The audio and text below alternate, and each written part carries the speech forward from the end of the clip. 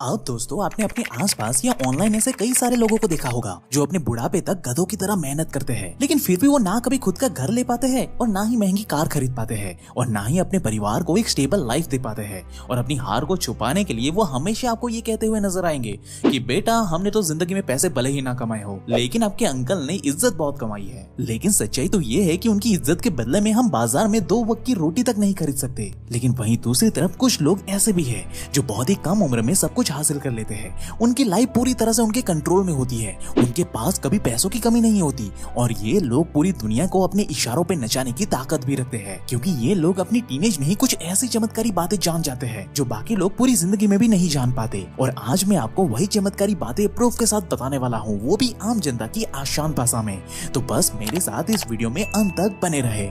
So hey beautiful people, welcome to Fundoo programming. मैं हूँ आपका दोस्त फंडू बॉय। अब दोस्तों कॉलेज के दिनों में मेरे कई सारे दोस्त थे जो उस समय अपने करियर और पढ़ाई से ज्यादा इमोशनल बॉन्डिंग जैसे कि प्यार, रिलेशनशिप, लड़कियों को डेटिंग करना, उनके साथ पब में जाना, ऐसे सारी चीजों में बिजी थे। क्योंकि भाई ये उम्र ही ऐसी है जिसमें नए दोस्त मिलते हैं और पलक झपकते ही बॉन्डिंग बन जाती है, जिस कारण उन्होंने अपने 20s में रात रात भर चैटिंग और वीडियो कॉल करते हुए पूरा एंजॉय किया। लेकिन फिर कुछ सालों बाद जब लड़की ने लड़के को साफ तौर पे कह दिया कि मेरे घर वाले तभी हमारी शादी करेंगे जब तुम्हारा करियर सिक्योर होगा, तो अब भाई इस पॉइंट पर लड़के को ये रियलाइज हुआ कि आखिर वो करियर की इस रेस में कितना ज्यादा पीछे रह चुका है।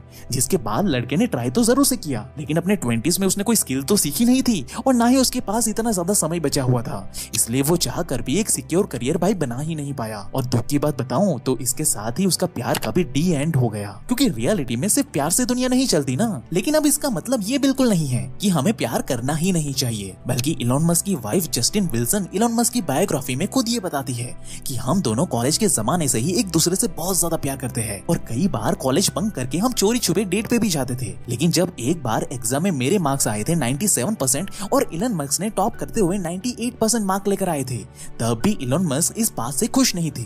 वो तुरंत ही टीचर के पास गए और अपनी एग्जाम शीट रीचेक करवाई, क्योंकि भाई उनको अपने परफेक्शन पे इतना भरोसा था कि उनके 2% मार्क्स भी टीचर काट नहीं सकते थे। और वही हुआ, इलॉन को 100 आउट ऑफ 100 मार्क्स मिले और तब जाकर वो खुश हुए, जो ये क्लियरली दर्शाता है कि इलॉन प्यार और इमोशन की भावनाओं में बहकर कभी अपने गोल के साथ कॉम्प्रोमाइज नहीं करते और इसी कॉम्पिटिटिव एटीट्यूड ने उन्हें आज दुनिया का सबसे अमीर इंसान बना दिया है। सो अपने 20s में always be logical, not an emotional fool. अब इसका मतलब ये बिल्कुल नहीं है कि सिर्फ एग्जाम में मार्क्स लाने से ही हम सक्सेसफुल बन जाएंगे, बल्कि जिंदगी के एग्जाम में टॉप करने के लिए थोड़ी हटके चीज भी चाहिए होती है। जैसे 1983 में स्टीव जॉब्स और बाकी बोर्ड मेंबर को कंपनी को एक्सपांड करने के लिए एक तगड़ा और पावरफुल बंदे की जरूरत थी। अब उस समय स्टीव जॉब्स की नजर अमेरिका की सबसे बड़ी कंपनी पेप्सी के सीईओ जॉन स्कली के ऊपर पड़ी और स्टीव जॉब्स चाहते थे कि भाई यही बंदा एप्पल को ज्वाइन कर ले ताकि वो एप्पल कंपनी को हेल्प करे एक्सपांड करने के लिए।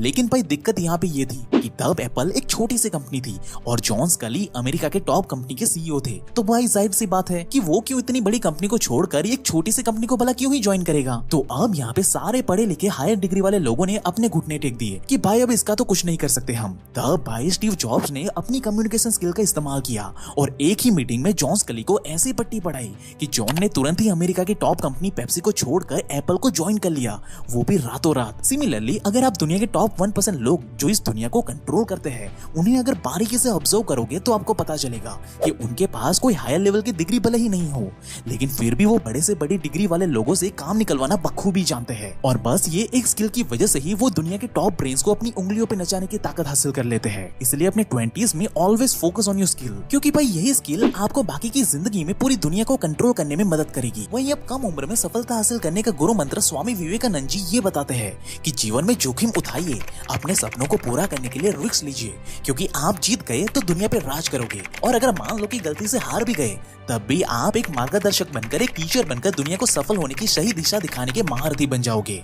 और इसी प्रिंसिपल का इस्तेमाल इलॉन मस्क भी करते हैं।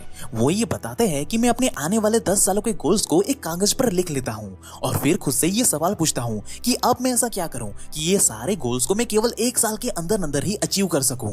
अब देखने में भले ही ये पागलपन लगे कि भाई 10 साल का लक्ष्य भला 1 साल में कैसे पूरा होगा, लेकिन रियलिटी देखे तो एक साधारण इंसान जहाँ पे ये सारे काम 10 साल में पूरे करेगा, वही काम काम मैं अपने माइंडसेट की वजह से 1 साल में ही पूरा कर लूंगा तो यकीनन मैं बाकी दुनिया के कंपैरिजन में 10 साल आगे निकल जाऊंगा।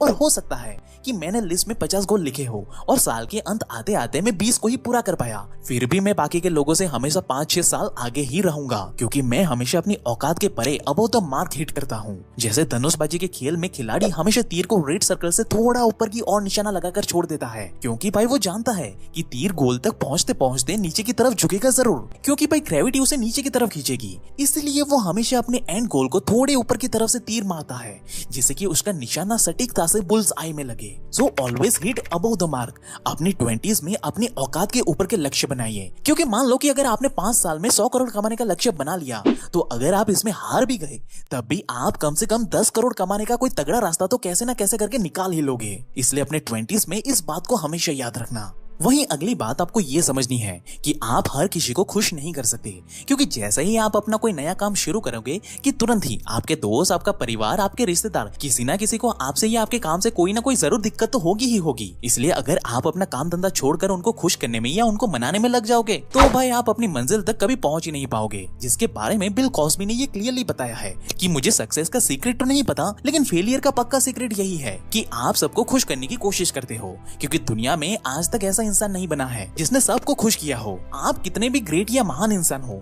आपसे कोई ना कोई इंसान तो नाखुश जरूर से होगा और होगा ही। इसलिए अगर आप दुनिया को खुश करने के पीछे भागते रहोगे तो खुद में खुश रहना भूल जाओगे भाई।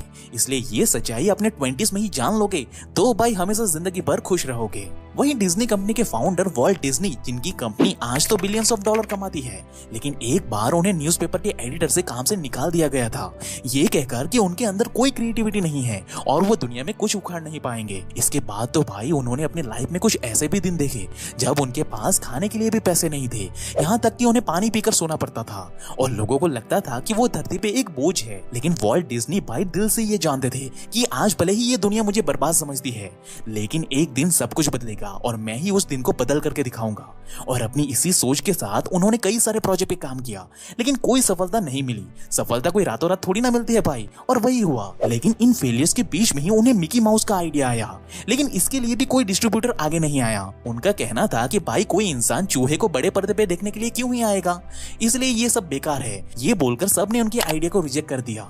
लेकिन वॉल्ट डिज्नी अपने विजन को लेकर क्लियर थे। उन्होंने खुद से मिकी माउस को एनिमेट करवाया और आवाज भी खुद ही दी, जिसके बाद तो भाई मिकी माउस के रिलीज होते ही वॉल्ट डिज्नी ने इतिहास रच दिया और रातों रात पूरी दुनिया की रियलिटी चेंज कर दी। इसलिए वॉल्ट डिज्नी ये कहते हैं कि जिस दिन आपकी जिंदगी में सारी परेशानियां खत्म हो जाए तो समझ जाना दोस्त कि आप गलत रास्ते पे चल रहे हो, क्योंकि मुसीबतें और परेशानियां इस बात के संकेत है कि आप जिस रास्ते पे आगे बढ़ रहे हो ना, खजाना उसी रास्ते पे आगे छुपा हुआ है।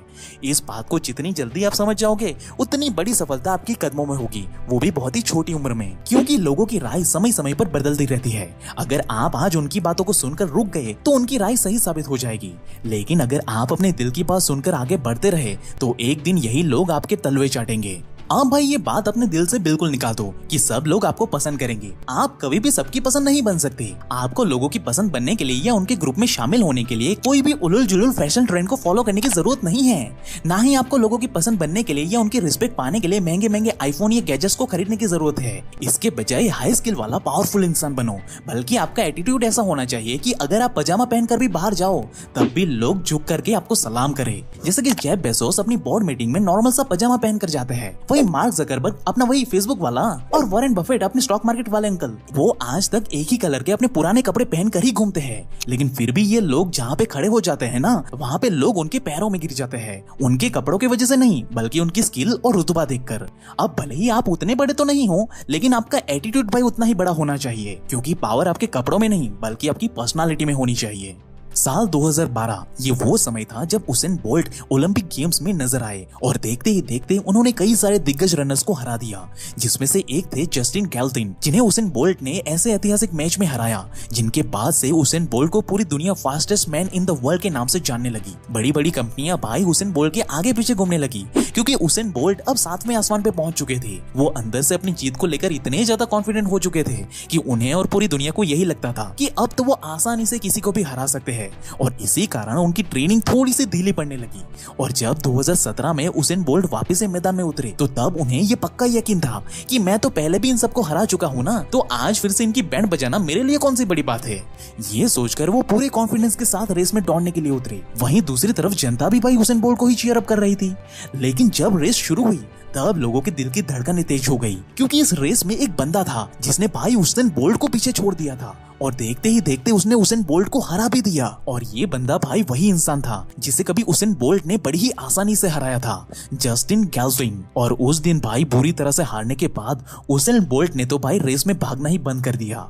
तो यहाँ पे हमें दो चीजें सीखने को मिलती है। पहली कि अपने आप को इम्प्रूव करना कभी बंद मत करो, क्योंकि जब आप खुद को इम्प्रूव करना बंद कर देते हो तब दुनिया आपको पैरों तले कुचल करके आगे बढ़ जाती है, भले ही आप कितने भी बड़े तुर्रम खां क्यों ना हो। वहीं दूसरी चीज कि अगर आप अपने आप को हर दिन बस 1% ही इम्प्रूव करते जाते हो तो एक दिन आप दुनिया के सबसे दिग्गज इंसान की भी बैंड बजाने की ताकत हासिल कर लेते हो, भले ही चाहे वो कितना भी बड़ा तुर्रम खां ही क्यों ना हो। आप उसकी बैंड आसानी से बजा दोगे, लेकिन शर्त यह है कि आपको हर दिन अपने आप को 1% इम्प्रूव करना होगा। और ये बात मैं सीना ठोक के कह सकता हूँ कि अगर आपने अपनी 20s में ही इन सच्चाइयों को बारीकी से समझ गए तो आने वाले कुछ ही सालों में आप अपने लाइफ में कुछ बहुत बड़ा उखाड़ रहे होंगे। चाहो तो आजमा लो। बाकी भाई आप अपने 20s में ही ब्रह्मचर्य की सुपर पावर को हासिल करना चाहते हो तो इस लेफ्ट वाली वीडियो पे अभी क्लिक करें। बाकी आप हमारी वीडियो में और क्या नया देखना चाहते हो वो हमें कमेंट करके जरूर से बताना। और ऐसे ही लाइफ चेंजिंग वीडियोस हर हफ्ते देखने के लिए हमारे चैनल को अभी सब्सक्राइब करें। And at last, thank you for watching guys.